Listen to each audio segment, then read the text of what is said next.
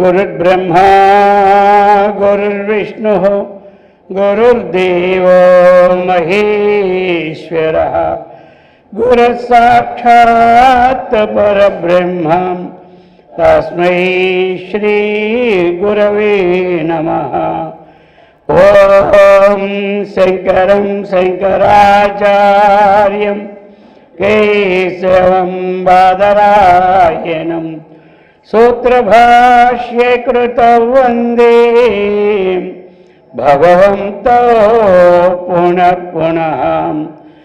ॐ युक्ताहारविकाराय विविक्तस्थलवासिने मलयालयतीन्द्राय ब्रह्मनिष्ठाय ते नमः। ॐ कृष्णं कमलपत्राक्षं पुण्यश्रवणकीर्तनं वासुदेवं जगद्योनिं नौमि नारायणं हरिम्। ॐ सर्वमङ्गलमाङ्गल्ये शिवे सर्वार्थसाधिके शरण्ये त्र्यम्बके गौरी नारायणि नमोऽस्तुते। ॐ सहना भवतु सहनौ भुनक्तु सह वीर्यं करवावहै तेजस्विनावधीतमस्तु मा विद्विषावहै। ॐ शान्ति शान्ति शान्तिः। हरिः ॐ तत्सत्। ॐ हरे राम राम राम हरे हरे।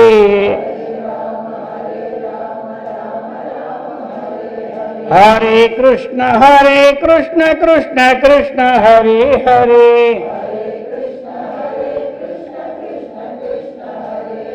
हरे राम राम राम हरे हरे।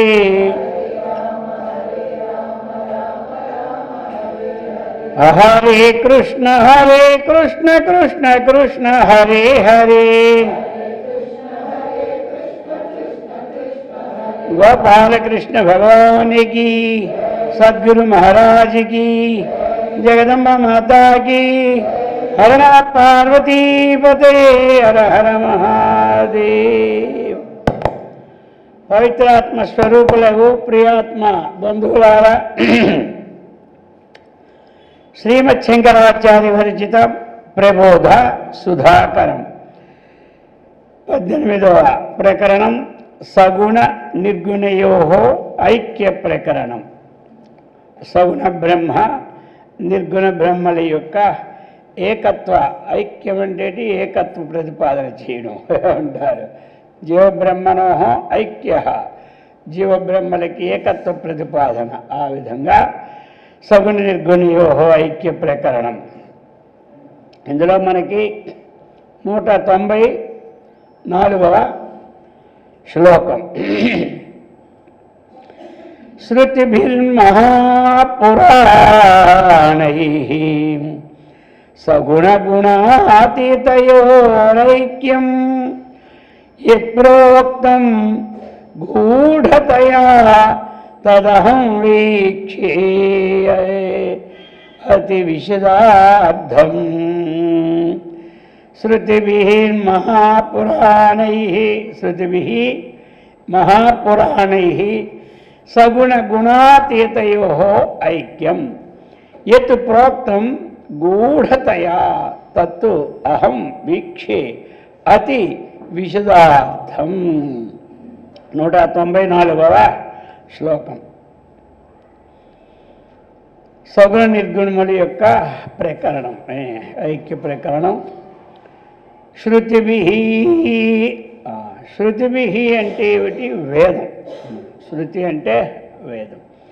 ఇక మహాపురాణై, పురాణాలు, గొప్పదైనటువంటి పురాణముల చేతనం. ఆ పురాణాల్లో ఉన్నటువంటి విశేషాలు, అలాగని శృతుల్లో ఉన్నటువంటి విశేషాలు, ఇవన్నీ కూడా సగుణ గుణాతీతయో, సగుణ గుణ అతీతయో, సగుణము యొక్కయు ఆ గుణాలని దాటినది, నిర్గుణము యొక్కయు. అది ఒకటి సగుణ, రెండు గుణాతీత. గుణాతీత అంటే నిర్గుణ, అది అన్నమాట. సగుణము గుణాతీతం. గుణాతీతం అంటే ఏమిటి? నిర్గుణం. సగుణం అంటే గుణంతో కూడింది. గుణాతీత అంటే ఏమిటి? గుణములు లేనటువంటిది, గుణముల్ని అతిక్రమించి ఉంటుంది అని. గుణాలు 3 దాటిలో ఉంటుంది. ఇక దాటింది ఇంకేముంటుంది? నిర్గుణమే. అందుకు ఆ విధంగా సగుణ నిర్గుణయోహో అంటే ఇంకా అప్పుడు సందేహం రాదు. అందులో సగుణ గుణాతీత, గుణాతీతయోహం. అది కాబట్టి ఒకటి సగుణం, రెండు గుణాతీతం అంటే నిర్గుణం. అది ఈ రెండింటి యొక్క ఏతు ఐక్యం, ఏ ఏకత్వాన్నైతే గూఢతయా రహస్యముగా దాచదగినదో, రహస్యంగా ఉందో, ఈ రెండు ఐక్యాల యొక్క విశేషాలు, అది ప్రోక్తం. అది ఇప్పుడు ప్రోక్తం అంటే నిర్ణయించి చెప్పబడుచున్నది. తదు, అది ఈ రెండు శృతి స్మృతులు రెండు చెప్పినాయి. ఏమిటి? ఆ రెండు కూడా చెప్పినాయి. ఏమిటి? ఈ రెండు ఐక్యము, శృతి స్మృతులు రెండు కూడా ప్రోక్తం, అది చెప్పబడింది. తత్తు, ఆ విధంగా చెప్పిన తయోహో, ఏమంటే తత్తు, తయోహో ఆ రెండింటి యొక్క తత్తు అంటే ఏమిటి? ఆ సగుణ నిర్గుణం యొక్క ఐక్యాన్ని అహం, అహం అంటే నేను, శంకరాచార్యులు అనేటువంటి నేను అర్థం అన్నమాట. అక్కడ రాసింది ఆయన కదా, అందుకని అహం అంటే మనం కాదు కదా అక్కడ, అందుకో. కాబట్టి అహం అతి విశదార్థం, అతి విశదార్థం, దానిని మిక్కిలి వివరంగా, ఈ సగుణ నిర్గుణముల యొక్క ఐక్యము శృతి స్మృతులు చెప్పబడ్డాయి. అయినను వాటిని ఇంకా ఆ చెప్పినటువంటి ఆ రెండు ఐక్యాన్ని అహం నేను అతి విశదార్థం, అతి అంటే ఎక్కువ, మిక్కిలి, విశదము చాలా వివరముగా, అంటే బాగుగా, అటువంటి తెలిసిన అర్థము అదేమిటంటే ఆ రెండు ఏ విధంగా అయితే బాగా చదువుతున్నప్పుడు మనందరికీ అర్థం అవుతుందో ఆ అర్థమైనటువంటి విధములు అంటే విశదము అన్నమాట. విశదంగా కొంతమంది అంటారు, మంచి తెల్లబరిచాడు, తెల్లబరిచాడు అంటాడు కొంతమంది తెలుగులో. తెల్లబరిచాడు అంటే తేట అంటే ఆ పైకి బాగా కిందకి ఇది ఉండిపోద్ది, మొద్ద నీటిలో ఏదైనా చెత్త ధూళి ఉంటే ఆ పైకి చక్కగా ఉన్న నీటిని తేట నీరు అంటారు.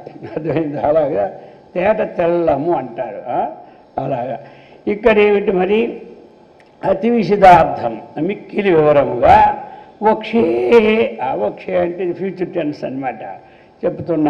చెప్పబోచున్నాను, వచ్చే శ్లోకం నుంచి చెప్పబోచున్నాను. అహం వక్షే, అహం నేను, అతి విశదార్థం మిక్కిలి వివరముగా, వక్షే చెప్పబోచున్నాను. అంటే ఏమిటి? వేదాల చేతనం, మహాపురాణాల చేతనం, సగుణ బ్రహ్మముల యొక్క నిర్గుణ బ్రహ్మ యొక్క రెండింటినీ ఐక్యాన్ని ఏదైతే ప్రతిపాదింపబడినదో అటువంటి ఐక్యాన్ని, ఆ రెండింటి ఐక్యాన్ని అహం నేను ఇంకా విశదముగా చెప్పబోచున్నాను. అది ఇందులో 194. ఇప్పుడు 195. భూతేష్వంతర్యామి జ్ఞానమయః సచ్చిదానందః ప్రకృతేః పరః పరాత్మా యదుకులతిలకః సయేవాయం. అది ఇప్పుడు భూతేషు అంతర్యామి జ్ఞానమయః సచ్చిదానందః ప్రకృతేః పరః పరాత్మా యదుకులతిలకః సయేవ అయం. ఇప్పుడు చెప్తూ ఉన్నారు ఏమిటి? సగుణ నిర్గుణము యొక్క ఐక్యభావాన్ని అది వాచ్యముగా శ్రీకృష్ణ పరముగా వర్ణిస్తున్నారు. ఎందుకంటే ధ్యానంలో కూడా మనకి శ్రీకృష్ణుని యొక్క విశేషాన్ని చక్కగా వివరించారు. అందుకని యదుకుల తిలక అని పేరు పెట్టారు. అయం ఏదైతే ఈ సగుణం నిర్గుణం ఇవన్నీ ఉన్నాయి కదా, ఇవంతా కూడా అయం. అలాగా అయం అంటే ఇంకేమిటి? ఇంతకుముందు చెప్పుకొని వచ్చేది ధ్యానంలో అటువంటి శ్రీకృష్ణ పరమాత్మని గూర్చి అది అన్నమాట. దీనికి ముందు ప్రకరణం అదే కదైంది. అందుచేత అయం యదుకుల తిలక ఏవా. యదుకుల తిలక అంటే వేదవంశానికి శ్రేష్ఠుడైనటువంటి వాడు శ్రీకృష్ణుడే. యదుకుల తిలక అంటే ఏమిటి? కాబట్టి వేదవంశానికి ఇతడు. ఆ తిలక శబ్దము శ్రేష్ఠ శబ్దం అన్నమాట. తిలక అంటే శ్రేష్ఠ శబ్దం. అందుచేత అది ఎవరు పెడితే అది శ్రేష్టం అవుతుంది. రాముడు పెడితే ఏమి రఘువంశ తిలక, అదైనా యదుకుల తిలక. ఆ ప్రకారముగా తిలక అంటే శ్రేష్టం. యదుకులంలో ఏమి శ్రేష్ఠుడైనటువంటి వాడు ఎవరో శ్రీకృష్ణుడే. అది అయం. అయం యదుకుల తిలక సహ ప్రకృతే పరః. మరి ఏమిటంటే సహ ఏదైతే మనకి మూల ప్రకృతి ఉన్నదో ఆ మూల ప్రకృతికి ఇతడు ఏమిటి? పరః. మూల ప్రకృతి కంటే అతీతుడైన వాడు, మూల ప్రకృతి కంటే భిన్నుడైన వాడు ఎవరు? శ్రీకృష్ణ పరమాత్మ. ఏమి? మూల ప్రకృతి కంటే భిన్నుడైన వాడు, అది అన్నమాట పరః.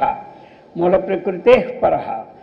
ఏదైతే ప్రకృతి ఉందో ప్రకృతే పరః అంటే మూల ప్రకృతిని మనం తీసుకోవాలి. మూల మొదటి నుంచి ఉన్నటువంటి సత్వరజస్తమ గుణములతో కూడినటువంటి ప్రకృతి. దానికి ఏమిటి? అజ్ఞానము అదే ప్రకృతి కాబట్టి దాన్ని తీసుకోవాలి.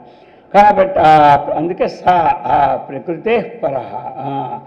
అటువంటి భిన్నుడైన వాడు. భూతేషు ఒక పాయింట్ ఏమిటి ఇచ్చాడు? యదుకుల తిలకుడు ఎలాంటి వాడు శ్రీకృష్ణ పరమాత్మ అంటే ఏమి? ఆ శ్రీకృష్ణ పరమాత్మ ఎలాంటి వాడంటే ప్రకృతి కంటే భిన్నమైన వాడు. అర్థమైందా? ప్రకృతే పరః అంటే ప్రకృతి కంటే గొప్పవాడు. ఇంకా ప్రకృతి కంటే గొప్పవాడు ఉంటారు? ప్రకృతి పరమాత్మ రెండే. ప్రకృతిలో ఇంకేం గొప్ప? అదే గొప్ప. దానికి సమానంగా ఉన్నవి ఇదంతా లోకం. దానికంటే గొప్పగా ఉన్నవాడే పరమాత్మ. అలాగా ఇటువంటి యాదవంశ శ్రేష్ఠుడు శ్రీకృష్ణుడు ఎలాంటి వాడయ్యా అంటే ఆ యొక్క మూల ప్రకృతి కంటే భిన్నుడైన వాడు. ఇంకా రెండవది పాయింట్, భూతేషు అంతర్యామి. ఇంకా శ్రీకృష్ణ పరమాత్మ లాంటి వాడు సర్వజీవులయందు, ఈ సమస్త జీవులు ఏ జీవులైతే ఉన్నాయో దేవాది లోకంలో కానీ మనుష్యాది లోకాలు కానీ పశులోకాలు కానీ అది సర్వ భూతేష్ అంటే సమస్త జీవులయందు. అంతర్యామి ఇంకెలా ఉంటాడు? లోపల సర్వనియామకుండే. అంతఃయామి. యామి అంటే యమనం, నియమించేవాడు, బాగా నియమించేవాడు. నియమిస్తాడు లోకాన్ని, ఆయన్ని నియమిస్తాడు. మన ప్రారంభ కర్మ ఫలాలని అనుభవించడానికి నియమించేవాడు ఆయనే. ఇంకా నియమించిన చేత చేస్తూ ఉన్నాం మనం. అటువంటి అంతర్యామి అంతఃయామి లోపల ఉండి ఈ సర్వనియామకత్వాన్ని కలిగినవాడు. జ్ఞానమయ. ఇంకా ఎలాంటి వాడు? జ్ఞానమయం. జ్ఞానమయం అంటే జ్ఞాన ఘనం అనమాట, దట్టం అనమాట. అంతా వాడి మయం, అంతా వీడి మయం, అంతా మాయామయం. అలాగా ఇదంతా మనమయం. ఎలా ఉపయోగిస్తావో అంతా జ్ఞానమయం. అటువంటి జ్ఞాన ఘనుడు. ఇంకెలాంటి వాడు? ఆ కృష్ణ పరమాత్మ చెప్తున్నాడు. సచ్చిదానంద. సత్తు చిత్తు ఆనంద స్వరూపుడు అది అయినటువంటి పరమాత్మయేవా. అతడెవడో? ఆ పరమాత్మయే, ఆ పరబ్రహ్మమే ఇతడు. అయా శ్రీకృష్ణ పరమాత్మ ఎవరై అంటే ఈ విశేషణములతో కూడుకున్నటువంటి పరబ్రహ్మమే శ్రీకృష్ణుడు, శ్రీకృష్ణుడే పరబ్రహ్మము అన్న విషయాన్ని ఇప్పుడు ఈ 195వ శ్లోకంలో చెప్పుకొచ్చారు. అదంతా అర్థమైపోతుంది తేలిగ్గా. నను సగుణో దృశ్యతనుస్తథైక దేవాదేశాధివాసశ్చ స కథం భవేత్ పరాత్మా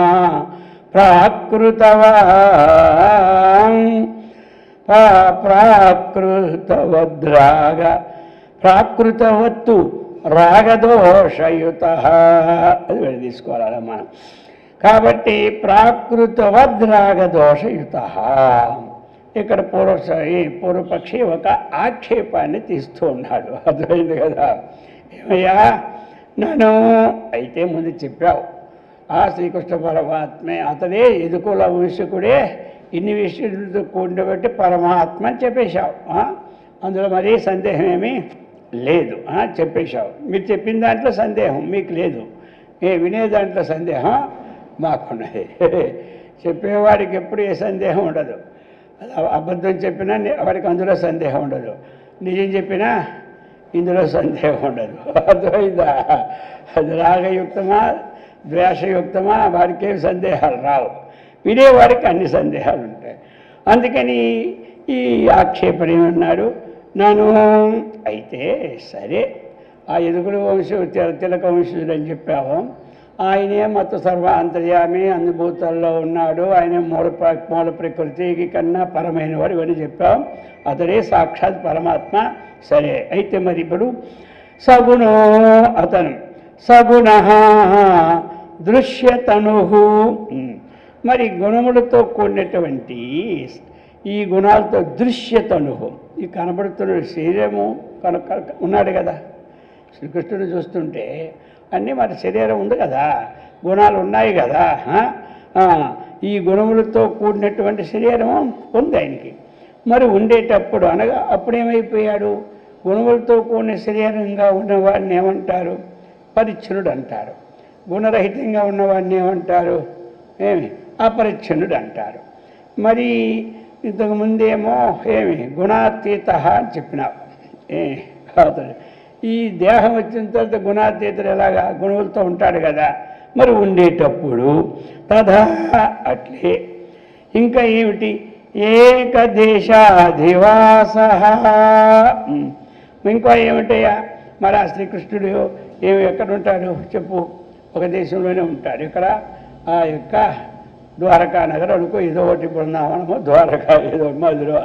కాబట్టి అటువంటి ఒక చిన్న దగ్గర ప్రదేశం నుండే ఉన్నాడు. మేము చూస్తున్నాం కదా, ఇప్పటికీ పోయే వస్తున్నాం, అవన్నీ దర్శనం చేసుకొనే వస్తున్నాం కదా. ఇంకా ఏమిటి? ప్రాకృతవత్తు. ప్రాకృతవత్తు ఏ ప్రకృతిలో ఉన్న మనుషులందరూ కూడా ఎలా ఉంటున్నారు? మరి ఆయన అంతే ప్రకృతి నుండి జనించిన అజ్ఞాని సామాన్యమైన విషయాలన్నింటిలో ఉంటాడు. అర్థమైంది కదా? మరి ఈయన కూడా ప్రాకృతవత్తు ఏమిటి? రాగద్వే దోషయుత. ఈయనకి రాగము ఉంటుంది, ద్వేషము, రాగద్వేషాది యుత ఉన్నవాడు. అగు శ్రీకృష్ణుడు చెప్తున్నాడు కథం. అటువంటి వాడు ఎవరు? శ్రీకృష్ణ పరమాత్మ. కథం ఎట్లు? సహా అతడు ఈ పరమాత్మ అంటున్నావు కదా, మరి ఎలా సమన్వయం అవుతుంది చెప్పు అని అంటున్నాడు. ఈయన ఇప్పుడు ఇదంతటికీ విరుద్ధమైంది. నిర్గుణత్వాద లక్షణాలు పరమాత్మ అన్నావు, పరానంద అన్నావు. ఇవన్నీ సగుణ లక్షణాలు. రాగము ఉంటుంది, ద్వేషము ఉంటుంది. అర్థమైంది కదా. ఈ రాగద్వేషాలతో మరి ఆ రాగద్వేషాల్లో లోకంలో కనబడుతున్నాయి కదా. ద్వేషం ఉంటే ఒకరిని చంపేస్తాడు, వాళ్ళ దుష్ట శిక్షణ శిష్ట రక్షణ. అదే మరి రాగం ఉంటే ఆ కష్టం వచ్చిన వాళ్ళని కాపాడుతాడు. ఈ ప్రకారముగా మరి రాగము ద్వేషాలతో కూడినటువంటి ఈ సాకారమూర్తిని అతడే పరమాత్మ అంటున్నావు, ఎలా అన్వయమయ్యా అని అడుగుతున్నాడు. అర్థమైంది. అది ప్రశ్నలో ఉన్న సారాంశం ఏమిటి? సగుణాకారంగా కనబడుతున్న కృష్ణ పరమాత్మని నిర్గుణాకారమైన పరమాత్మని చెప్పినావు కదా. మరి ఆయనేమో సర్వాంతర్యామి అంటే ఎక్కడో పక్క ఇక్కడో ఒక దేశంలో చిన్నగా అక్కడ ఉన్నాడు, ఆ ద్వారకాలో ఉన్నాడు అనుకోపోనా, ఉన్నాడు కదా అని అడుగుతున్నాడు. ఎవరు? సందేహం. అలా మనకి సందేహం మనకు వస్తుంటుంది కదా. ఎటు అంతటా ఉన్నాడంటాడు, ఆయన ఉండేది ఇక్కడ ఉండి అంతటా ఉన్నాడు అంటుంటే ఎవరు నమ్ముతారు ఏమిటి అని సందేహం అన్నాడు. అర్జునుడికి కూడా సందేహం వచ్చింది కదా. ఏమయ్యా, నేను ఎప్పుడో పూర్వమే చెప్పేశాను అన్నాడు. ఏది? ఈ యొక్క భగవద్గీత. అందుకనే ఇమం వివస్వతే యోగం ప్రోక్తవానహమవ్యయాన్ వివస్వాన్ మనవే ప్రాహమనురిక్ష్వా కవి అబ్రవీత్ ఏవం పరంపరా ప్రాప్తమిమం రాజర్షయో విదుః సకాలే నష్టే నేహ మహత పరంతప. అంటే అప్పుడు ఈయన ఏం చెప్పాడు మరి? జన్మ కర్మచ మే దివ్యం. నా జన్మ వేరు, నా కర్మ నీకు నేను ఒక్క వయసులో ఇంచుమించు ఉన్నా, అవన్నీ నాకు తెలుసు, నీకు తెలీదు అని చెప్పుకొచ్చాడు. అది ఆ విధంగా బోధించాడు అక్కడ. కవిం పురాణమని శాసితారా అనురాని రకరకాలుగా. అది ఈ ప్రకారముగా ఇక్కడ కూడా ఈ సందేహంతో మరి అటువంటి శ్రీకృష్ణ పరమాత్మ సాక్షాత్తు నిర్గుణాకార స్వరూపుని చెబుతున్నావు కదా. మరి ఈ సగుణాలన్నీ ఉన్నాయి కదా, రాగద్వేషాలన్నీ ఉన్నాయి కదా అని ప్రశ్న. ఈ ప్రశ్న అందరికీ రావడం సహజం. అందుకే అందరికి వచ్చే ప్రశ్ననే వేసుకొని దాని సిద్ధాంతం చేస్తారు. ఈ విధముగా చెప్తున్నారు. ఇప్పుడు ఇతరే దృశ్య పదార్థ అన్లక్ష్యంతే అనేన చక్షుషా సర్వే భగవాన్ అనయా దృష్ట్యా న లక్ష్యతే జ్ఞానదృగ్గమ్య. ఆక్షేపానికి ఇంక ఈ రాబో ఈ గ్రంథ భాగం అంతా చెప్తాడు ఇప్పుడు కొంతవరకు. ఇతరే దృశ్య పదార్థా లక్ష్యంతే అనేన చక్షుషా సర్వే భగవాన్ అనయా దృష్ట్యా న లక్ష్యతే జ్ఞానదృగ్గమ్య అంటున్నారు. జ్ఞానదృక్ గమ్య. ఇతరే కాబట్టి ఇతరే దృశ్య పదార్థా. ఆ శ్రీకృష్ణుని కంటే ఇతరమైనటువంటి ఏ దృశ్య పదార్థాలైతే ఈ లోకంలో ఉన్నాయో సర్వే ఇతరే సర్వే దృశ్య పదార్థా. శ్రీకృష్ణ పరమాత్మని కంటే ఇతర ఏంటేటి? ఆ శ్రీకృష్ణుని కంటే సర్వే ఇంకా అన్యమైనవన్నీ మొత్తం. సర్వే అంటే వచ్చింది అన్ని పదార్థాలు లోకంలో ఉన్నవన్నీ. అందుచేతరే సర్వే దృశ్య పదార్థా సమస్తములైనటువంటి ఏవైతే మనకు కనబడుతున్నాయో ఈ వస్తువులన్నీ అనేనా చక్షుషా లక్ష్యంతే. ఇవన్నీ ఏమిటి? కృష్ణ పరమాత్మ కంటే ఇతరమైన వస్తువు లోకంలో ఏ ఉన్నాయో ఆ లోకంలో ఉన్నవన్నీ ఈ కన్నుల చేత చూడడానికి సాధ్యము అవుతూ ఉన్నవి. అది అన్నమాట. అనేన చక్షుష లక్ష్యతే. కాబట్టి అనేనా అంటే ఈ కన్నుల చేత అది చూడడానికి సాధ్యమవుతూ ఉన్నది. అయితే భగవంతుడు అనయా దృష్ట్యా ఇటువంటి సామాన్యమైన దృష్టి చేత ఈ చక్షుల ద్వారా చూడబడుతుందో ఈ జగత్తు ఇటువంటి సామాన్యమైన దృష్టి చేత అంటే ఏమిటి? ఈ యొక్క చర్మ చక్షువుల చేత నలక్ష్యతే అని ఎప్పుడో చూడబడడు. ఏమి ఈ మామూలుగా ఆయన స్వరూపము ఈ కన్నుల చేత చూడడానికి వీలు కాదు. అందుకే అందులో కూడా చెప్పాడు విశ్వరూప సందర్శనుడు, దివ్యం దదామితే చక్షు పశ్యమే యోగమైశ్వరం అన్నాడు. అర్థమైందా? నీకు నేను దివ్యం దదామి తే చక్షు, తే నీకు ఏమి దివ్యం చక్షు దదామి, దానివల్ల నీవు యోగమైశ్వరం పశ్యతే, అంతా చూడగలవు అని చెప్పాడు. ఇందులో విశ్వరూప సందర్శనంలో చెప్పాడు. విభూతులన్నీ విన్నాడు. విన్న తర్వాత పాయసం బాగుంటుంది అంటే ఏమి లాభం? అది తాగితే కదా బాగుంటుంది. నేను అందులో ఉన్నాను అంటే ఎవడో తెలుస్తుంది. అర్థమైంది కదా? పాయసం రుచి ఎంత వర్ణించినా తాగితేనే తెలుస్తుంది. ఏ వస్తువు వర్ణం ఎంత వర్ణించినా ఆ వస్తువు నోట్లోకి వెళ్తేనే తెలుస్తుంది. అందుచేత అయ్యా నువ్వు చెప్పింది ఎంత చెప్పావో ఆ చెప్పిన శ్రవణామృతిని ఎంత చేసినా జుర్రుమని ఈ యొక్క చెరువులతో నేను తాగినా నాకేమీ తృప్తి లేదన్నాడు. అర్థమైందా? అందులో ఉన్నాను, ఇందులో ఉన్నాను, ఆదిత్యానం మహావిష్ణు జ్యోతిషాం రవిరస్వ మరీచం తామస్మి నక్షత్రాణం అహం శశి అన్నాడు కదా. మృగాణాంచ మృగేంద్రోహం వనితేచ్చ పక్షిణాం, ఇవన్నీ చెవుల ద్వారాగా విన్నా. వెళ్ళింది అది తాగినా సరే నాకేమీ తృప్తి లేదు. నువ్వు చెప్పినవన్నీ కంటి చేత చూస్తేనే తృప్తి అన్నాడు. అందుకు అప్పుడు చెప్పాడు, ఈ మాంసచక్షుల చేత నా రూపం చూడడానికి నీ వల్ల కాదు, అందుకని నీకు దివ్య చక్షు ఇస్తా. దివ్యం దదామితే చక్షు. మరి ఇప్పుడు ఆ దివ్య చక్షు ఇచ్చాడు, కానీ అందరిమంది కనబడ్డాడు అక్కడ. వాళ్ళందరికీ మామూలు చక్షువుడు. ఈయన ఎవడెవడికి దివ్య చక్షుడు ప్రసాదించాడో వాళ్ళే చూడగలిగారు. తక్కిన ఆయన స్వరూపమైనటువంటి స్వరూపాన్ని పంచపాండవులు ఉన్నారు, నలుగురు చూసారా ఏడిచారా? ఏమీ లేదు. దుర్యోధనాదులు ఉన్నారు, చూసారా ఏడిచారా? ఏమీ లేదు. తర్వాత వాళ్ళు వీళ్ళు ఇక ధృతరాష్ట్రుడు ఏదో నా కళ్ళు కనబడవు నువ్వు చెప్తున్నావు, ఆ చెప్పింది నాకు వెళ్ళిపో ఏం చేస్తావంటే సరే అది జరిగినవన్నీ చెప్పాలంటే అప్పుడు సంజయుడికి ప్రసాదించాడు కొంత, ధృతరాష్ట్రుడికి. అలాగని భీష్ముడికి కూడా ఆ సమయంలో ప్రసాదించాడు. అందుకే వారే చూడగలిగారు. మిగతా వాళ్ళు ఎవరో వాళ్ళు చూడలేకపోయారు. చూడడానికి ఉంటాయి కదా, కనబడితే కదా అది అందుచేత చెప్తూ ఉన్నారు. అలాగని అనయా దృష్ట్యా, ఈ సామాన్య దృష్టి చేత ఈ చర్మచక్షువుల ద్వారా గన నలక్ష్యతే, ఈ చర్మచక్షువుల ద్వారా ఆ పరమాత్మ స్వరూపం ఎప్పుడో నా లక్ష్యతే.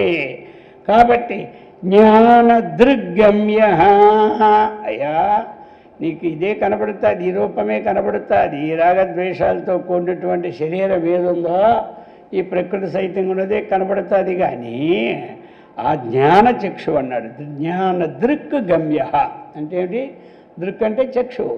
కాబట్టి జ్ఞాన చక్షువు ద్వారా మాత్రమే ఆయన యొక్క నిరాకార తత్వాన్ని చూడగలడంటే బుద్ధిలో ఇదని తెలుసుకోగలడు నిశ్చయించి. అది అంతేగాని ఆ నిరాకారం చూసేది కాదు కదా. ఆకారం తనకంటే భిన్నగా ఉంటే ఎవరైనా చూస్తాడు, తనైతే ఇంకేం ఆకారం చూస్తాడు. దానికైనా ఏముండాలి? కాబట్టి మామూలు విశ్వరూపానికి అందరికీ తేట తెల్లమే. దివ్యమైన ఒక చక్షు ఏదో ప్రసాదించాడు కాబట్టి ఆ విశ్వరూపాన్ని చూడగలిగారు. వాళ్ళ మిగతా వాళ్ళు ఎవరు చూసామని చెప్పారా? ఇంతమంది ఉన్నారు, 14 లక్షల సైనికులు. అందుచేతే మనకు కూడా ఆ స్వరూపం తెలుసుకోవాలి అంటే ఆ బుద్ధి అన్నటువంటి విచారంలో పడి ఆ తత్వం మనం నిశ్చయం చేసుకోవాలి. అది చెప్పడం. ఈ విధముగా ఇప్పుడు దాన్ని ఇక్కడ చెప్తున్నారు అనమాట. ఇందాక మనం చెప్పిన విషయాలను కొన్ని. యద్విశ్వరూప దర్శన సమయే పార్థాయ దత్వాన్ భగవాన్ దివ్యం చక్షు తస్మాత్ అదృశ్యత యుజ్యతే నృహరో. ఈ ప్రకారముగా యద్విశ్వరూప దర్శన సమయే, ఎత్తు విశ్వరూప దర్శన సమయే పార్థాయ దత్తవాన్ భగవాన్. భగవాన్ పార్థాయ దత్తవాన్ అనగా దివ్యం చక్షు తస్మాత్ అదృశ్యత యుజ్యతే నృహరో. విశ్వరూప దర్శన సమయే, ఇందాక ఉదాహరణ తీసుకున్నాం కదా మనం, అది ఇప్పుడు చెప్తున్నారు ఇందులో.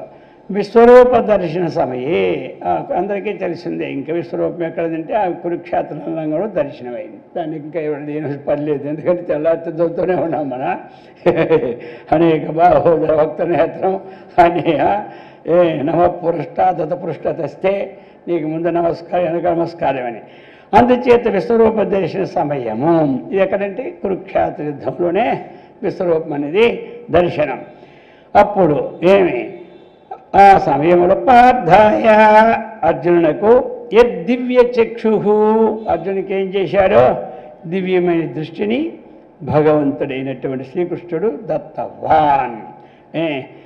దివ్య చక్షు భగవాన్ దత్తవాన్, అది ఆయన ఇచ్చాడు. ఎలాగా విశ్వరూప దర్శన సమయంలో ఎత్తు ఏదైతే ఈ యొక్క విశ్వరూపానికి హేతువైనటువంటిది ఉన్నదో కాబట్టి ఎత్తు దివ్యం, ఎత్తు దివ్యం.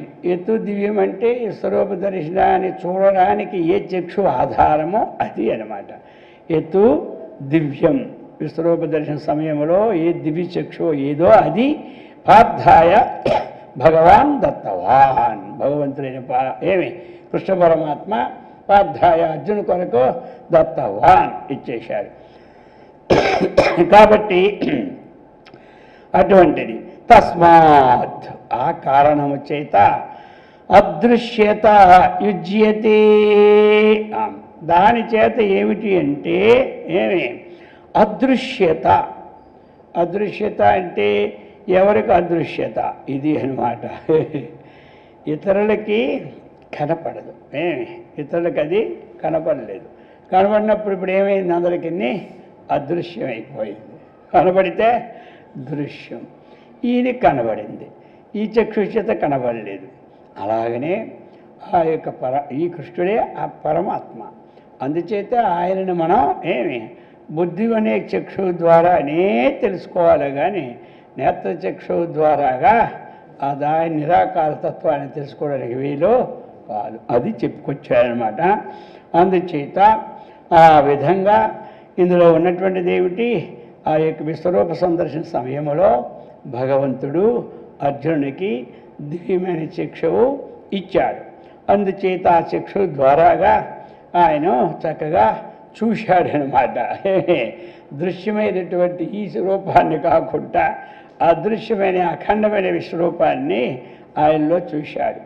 అలాగనే ఇంకెవరు చూశారు, ఆ యొక్క దేవకీదేవి కూడా మన్ను తింటున్నదందరూ ఫిర్యాదు చేస్తే ఆ మన్ను నోరు తీసి మన్ను తీశారనుకొని అనమంటే అప్పుడే 14 భూరబాంధవులు ఆవిడికి కనపడ్డాయి. అర్థమైంది కదా. ఈ ప్రకారముగా ఆయనకి అంటే ఒక నిమిషంలో ఇప్పుడు ఇక్కడ కొట్టామంటే తప్పిపోయి ఎవడి మీద తగిలితే అక్కడికి వెళ్ళిపోవడం, ఫోన్ పోవడం లేదా, పోను దాన్మనే వాడు మళ్ళీ అంటేనే రాంగ్ అని పెట్టేస్తాం. మరి అలాగనే ఆయన అనుకుంటే అంతసేపు ఎదురుగా ఉన్నవాడికి దివ్యశిక్ష సంకల్పం మాత్రమేనా వచ్చేస్తుంది, అది అన్నమాట. ఈ ప్రకారముగా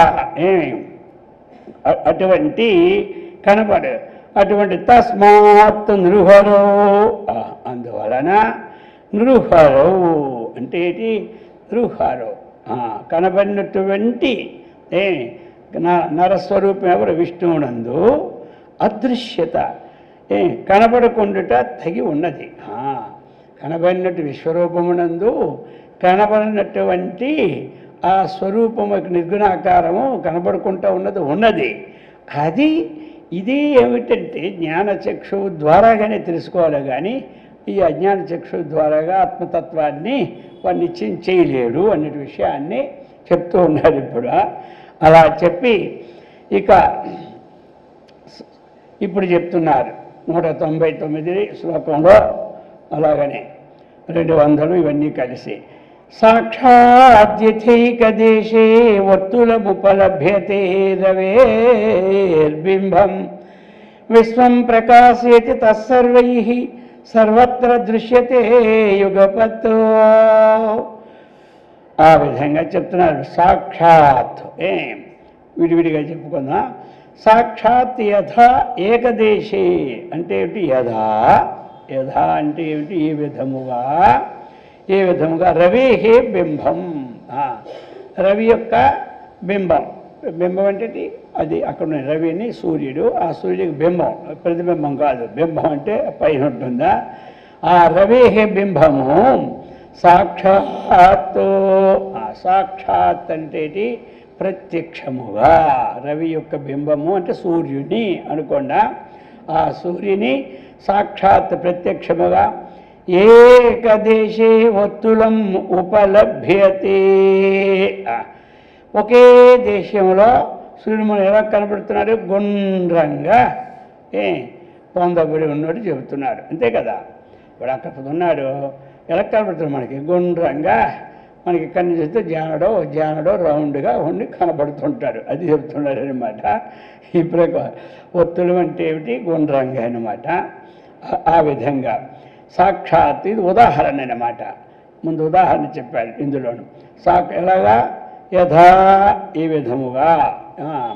రవిర్బింబం సూర్యుని యొక్క బింబము. ఎలా చెప్తున్నారు ఇక్కడ? సాక్షాత్తు ప్రత్యక్షముగా ఏకదేశే వర్తులం ఉపలభ్యతే. ఒక్క స్థలము నందు గుండ్రంగా ఆకారం, వర్తులాకారంగా కనబడుతూ ఉన్నది. ఎలాగో ఆ విధముగా ఇప్పుడు మనమేమిటి? తదు ఆ యొక్క తదు ఆ సూర్యబింబం. తత్ అంటే ఏమిటి? ఆ సూర్యబింబము విశ్వం ప్రకాశేతి. అక్కడే ఉండి, ఎక్కడికదే ఎక్కడుంది? అక్కడే ఉంది. ఒక్క దగ్గరే మనకు కనబడుతూ ఉంటుంది. ఎక్కడ చూసినా అక్కడ ఒక దగ్గర కనబడి ప్రపంచాన్ని అంతా ప్రకాశింప చేస్తున్నది. ఇది అందరికీ తెలిసిన విషయం. అర్థమైంది కదా. తెలిసిందే కానీ ఇంకొకసారి వింటే కానీ సరే దాని ఎందుకు కరెక్ట్గా దృష్టి పట్టదు. భావం రావాలి కదా. ఇప్పుడు సూర్యుడు ఒక దగ్గరే ఉండి అంతటి ప్రకాశింప చేస్తున్నాడు అన్న భావము స్థిరం కావాలి కదా. ఆయన చూసేటప్పుడు ఆ భావం వస్తుంది ఎవరికైనా, వింటున్నప్పుడు ఆ భావం వస్తుంటుంది. దృష్టాంత దాష్టార్థాల్లో పరమాత్మ ఒకే దగ్గర ఉన్నా మొత్తం అంతా ప్రకాశింపజేస్తాడు. అలాగేనమాట. ఆ ప్రకారం ముందు ఒక ఉదాహరణ. విశ్వం ప్రకాశయతి. కాబట్టి సర్వై మొత్తం అంతా ప్రపంచంలో ఏవైతే ఉన్నాయో అన్ని యుగపతు సర్వై సర్వత్ర మొత్తం అన్నింటి ద్వారాగా అంతటా యుగపదృశ్యతే. సర్వై అంటే ఏమిటి? ఇక్కడ మనం ఉన్నాం ప్రజెంట్. మళ్ళీ పక్కనేమో ఆంధ్ర స్టేట్లో ఉన్నారు, అలాగనే తమిళనాడులో ఉన్నారు, కర్ణాటకలో ఉన్నారు. వీళ్ళందరూ కలిసి వేరు సర్వై. అందరూ కలిసి సర్వత్ర అంటే అన్ని చోట్ల ఉన్నటువంటి వారందరూ కూడా యుగపత్ దృశ్యతే. అందరూ ఒకేసారి ఆ సూర్యుడిని చూస్తూ ఉన్నారు. యుగపత్ ఏంటంటే ఒకేసారి దృశ్యతే చూడబడుతున్నారు. ఈ అందరికీ ఒకలాగే కనబడుతూ ఉన్నది సూర్యుడు. అది చెప్తున్నారన్నమాట. ఉదాహరణ ఇది చెప్పారు. ఎలాగైతే సూర్యుడు ఒకే స్థలంలో గోళాకారంగా ఉండి సమస్త విశ్వాన్ని ప్రకాశింపచేస్తున్నప్పుడు అందరూ కూడా ఒకేసారి ఒకే పని ఆ ప్రకాశం ద్వారాగా అందరూ ఆ బింబాన్ని చూడవచ్చు, ఆ బింబ ప్రకాశం పని చేసుకోవచ్చు రెండు. అది చెప్పి ఈ ప్రకారంగా ఇప్పుడు మళ్ళీ చెప్తున్నారు. అది ఉదాహరణ.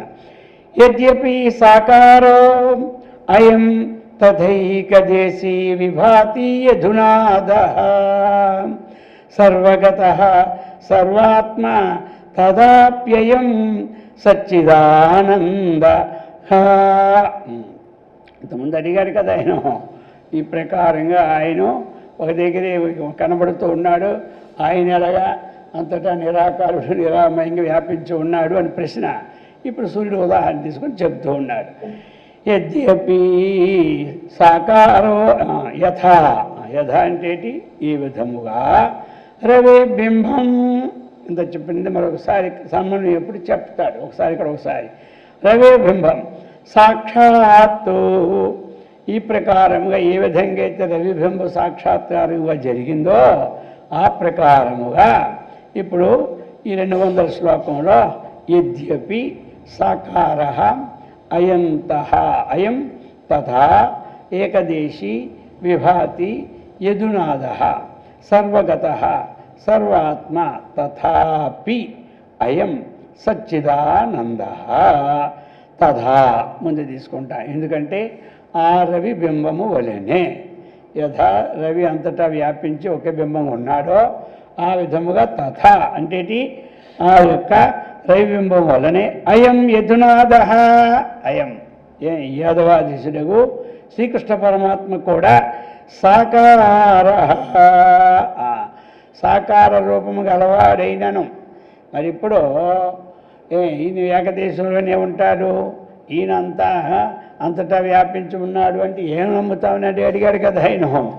ఇప్పుడు సూర్యుడు ఏకదేశంలో ఉన్నాడా లేదా, అందరి చేత చూడబడుతున్నాడా లేదా, అందరూ పని చేసుకుంటున్నారా లేదా, అందుకని ఆ దృష్టాంత అడిగిన ప్రశ్నకు సమాధానం చెప్తున్నారు.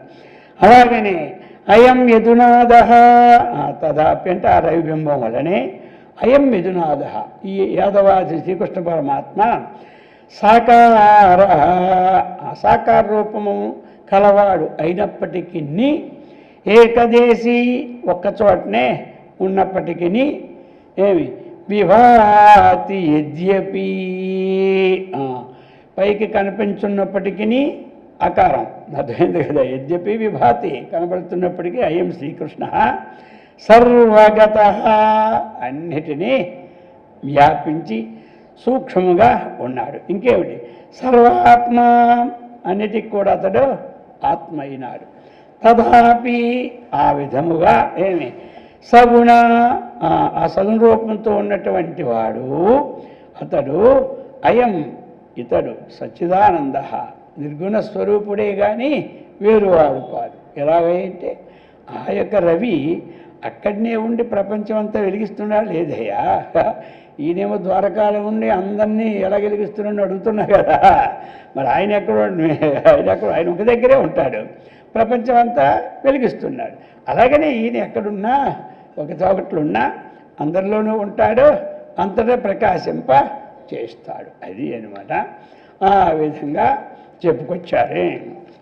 201 ఏకో భగవాన్ రేపే యుగపద్ఘోషీషు అనేకాసు అథవా విదేహ జనక శ్రుతదేవ భూదేవయోర్హరిర్యుగపతో ఏకః భగవాన్ రేమే యుగపత్ గోపీషు అనేకాసు అథవా విదేహ జనక శ్రుతదేవ భూదేవయోర్హరియుగపత్ ఒకే క్షణంలో అంతటా ఎలా ఉంటారు ఏకదేశవాది అన్నదానికి సూర్యుడు ఒక ఉదాహరణ ఇచ్చారు.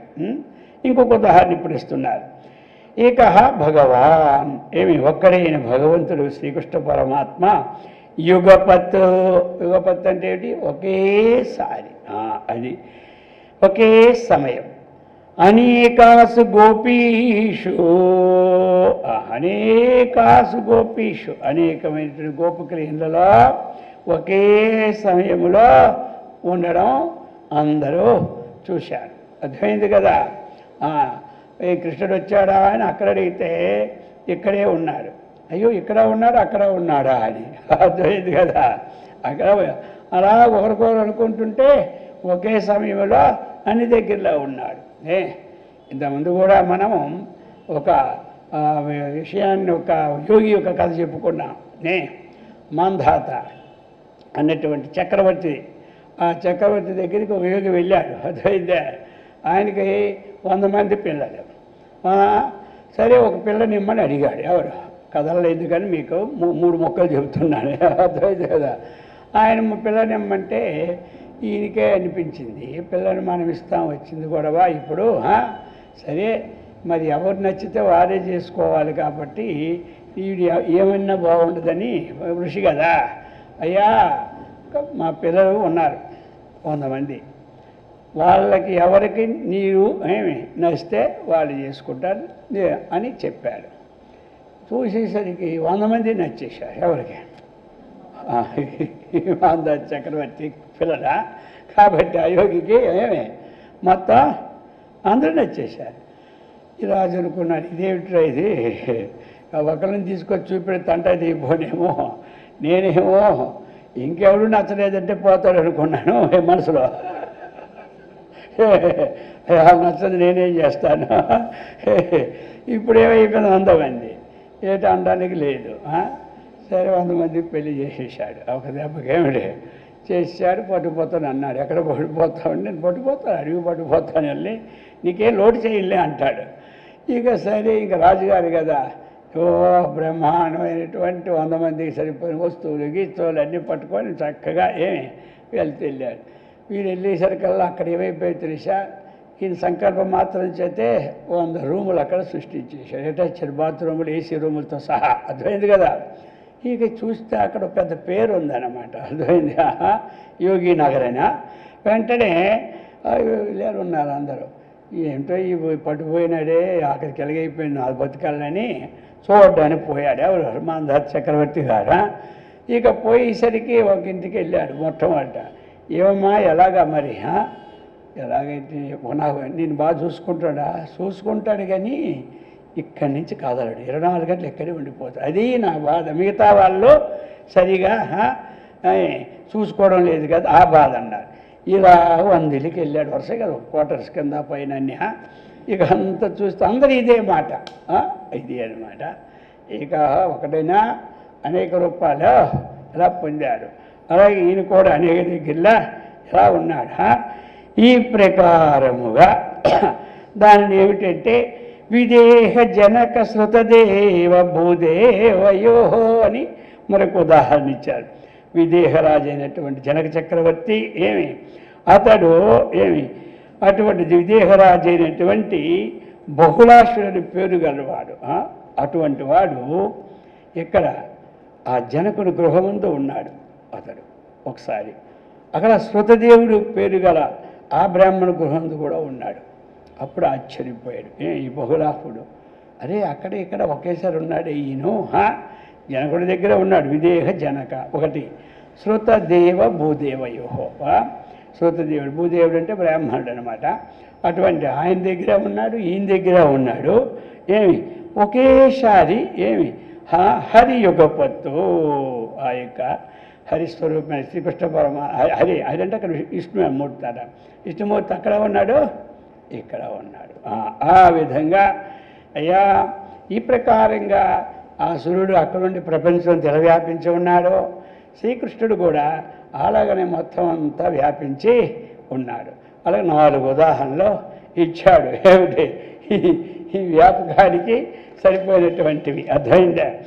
ఆ విధంగా చెప్పి ఇప్పుడు 202 అథవా కృష్ణాకారం స్వచముం దుర్యోధనో అపశ్యతో తస్మాత్ వ్యాపకాత్మ భగవాన్ హరి ఈశ్వర కృష్ణ. అథవా కృష్ణాకారం స్వచమూం దుర్యోధన అపశ్యత్ తస్మాత్ వ్యాపక ఆత్మ భగవాన్ హరి ఈశ్వర కృష్ణ. అథవా ఇంకొక ఉదాహరణ ఇస్తున్నాడు ఇప్పుడు. అర్థమైంది కదా. ఒకడే అంతటా ఎలా ఉండగలరని నీకు సందేహం కదా. కృష్ణుడు ఇక్కడే ఉండి అంతటా ఎలా ఉన్నాడని. ఇప్పుడు 3 ఉదాహరణ చూసుకున్నా, ఇంకొక ఉదాహరణ ఇస్తాను విను అని చెప్తున్నాడు ఇప్పుడు. అథవా తర్వాత మరియు దుర్యోధన. ఆ దుర్యోధనుడు అన్నమాట ఏంటి, ఒక సమయంలో స్వచమోం, తన యొక్క చమోం అంటే సైన్యం. కాబట్టి సైన్యం అన్నమాట. సైన్యం అంటుంటారు కదా, మొత్తం సైన్యాన్ని తీసుకొని పోతారు కదా, 18 అక్షౌహిణి సైన్యము కదా. అటువంటి 11 అక్షౌహిణి సైన్యము ఉన్నది కదా. అటువంటి సైన్యం దుర్యోధనుడు స్వచమం తన సైన్యాన్ని అంతా కూడా అంటే ఒకసారి కృష్ణాకారం చూశాడట. అందరి సైనికులు వానికి కృష్ణ రూపంలో కనబడిందట. ఎవరికి? దుర్యోధనుడికి ఆయనే చెప్పాడట ఈ మొక్క. ఏమిట్రా, నా సైన్యంలో వీళ్ళందరూ కృష్ణులకు కనబడుతున్నారు దొంపదేగా. ఇప్పుడు ఆయనకు అది ఎక్కడో పోయి పక్క సైన్యంలో కనబడిన బాగుండు, కానీ వచ్చి నా సైన్యం, నేను అసలే ఆపోజిట్ పార్టీ. అర్థమైందా? ఆపోజిట్ పార్టీలో వాడి ముఖం ఎలా చూస్తాం మనం? చూడలేదంటే వీళ్ళని ఇప్పుడు ఎలా వదులుతాం మనం అని ఈ ప్రకారంగా ఆయన కూడా ఏమి అది చెప్తున్నాడు. అదా దుర్యోధన స్వచ్ఛము అంటే తన యొక్క సైన్యంలో కృష్ణాకారం అపశ్యత్, ఆ కృష్ణుణ్ణి చక్కగా చూశాడు. తస్మాత్, ఆ కారణం చేతే తస్మాత్ అందువలన కృష్ణ వ్యాపక. తస్మాత్ కృష్ణ, కృష్ణుడు ఎవడు? వ్యాపక స్వరూపుడయ్యా. అర్థమైంది కదా? ఏకదేశంలో ఉన్నవాడు ఎలాగనుకుంటావా? ఇవన్నీ ఎన్ని ఉదాహరణలు లోకంలో చూస్తున్నారు, అందరూ చెప్తున్నారు. కథలు కాకరకాయలతో రచించి కూడా ఉన్నారు, చూసుకో పుస్తకాలన్నీ అని చెబుతున్నాడు. ఈ ప్రకారముగా తస్మాత్ అందువలన ఇన్ని ఉదాహరణ చెప్పి ఉన్నారు కదా. దీనివలన ఇలా కృష్ణ, ఆ శ్రీకృష్ణ పరమాత్మ వ్యాపక సర్వవ్యాపి, ఇంకా భగవాన్ హరి ఈశ్వర, అతడేనయ్యా భగవంతుడు కృష్ణుడే, అతడే హరి విష్ణుమూర్తి, అతడే ఈశ్వర, అతడే ఆత్మ. అర్థమైంది కదా? ఇది మరి చెప్తున్నాడు ఇప్పుడు. ఈ ఏష సర్వేశ్వర సర్వజ్ఞ అంటాడు కదా. ఏష సర్వేశ్వర సర్వజ్ఞ మాండవ్యోపనిషత్తుడు. అందుచేత ఇతడే సర్వేశ్వరుడు, ఇతడే సర్వజ్ఞుడు, ఇతడే ఆత్మ అని మన మాండవ్యంలో కూడా ఉదాహరణ వస్తుందన్నమాట. మనకి రోజు పురుషోత్తం మంత్రపురుషం చెప్తుకున్నాం. త్వం బ్రహ్మ, త్వం విష్ణు, త్వం ఈశ్వర, త్వం ఇంద్ర, త్వం చంద్ర, ఇవన్నీ చెప్పుకుంటూనే మనం ఉన్నాం. ఆ విధంగా చెప్పి ఇప్పుడు 203 వక్షసి యదా జఘాన శ్రీవత్సః శ్రీపతేః సా కిం ద్వేష్యః భక్తానాం అసురాణాం అన్యేషం వా ఫలం సదృశం. నువ్వు అడిగావా? ఆయన దీనిలోనే ఉంటాడు, ఆయనకి రాగద్వేషాలతో ఉంటాడు కదా అని అడిగాడు కదా. ఇప్పుడు చెప్తున్నాడు అనమాట. దానికి సమాధానం పూర్వపక్షాన్ని ఇప్పుడు ఏకత్వ ఆయనకి అడిగిన దానికి అంతా సమాధానాలు ఇంతవరకు వస్తున్నాయన్నమాట. కాబట్టి యదా, ఎప్పుడైతే, యదా అంటే ఏ కాలంలో, ఏ సమయంలో, ఎప్పుడైతే అది శ్రీవత్స, శ్రీవత్స అనే భక్తుడి పేరు కూడా శ్రీవత్స. అర్థమైందిగా?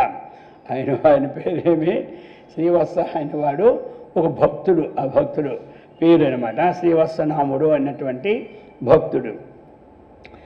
అటువంటి భక్తుడు ఏమి శ్రీవత్స, ఆయన భక్తుడు కదా. ఆయనకి ఏమో ద్వేషం ఉంటుంది అంటావు కదా, చెప్పావు కదా. మా పూర్వపక్ష ముక్కలు ఎత్తాడు కదా, అందరికి గుర్తే ఆ ముక్కలు. అర్థమైంది కదా? కాబట్టి ఇక్కడ దానికి చెప్తున్నాడు.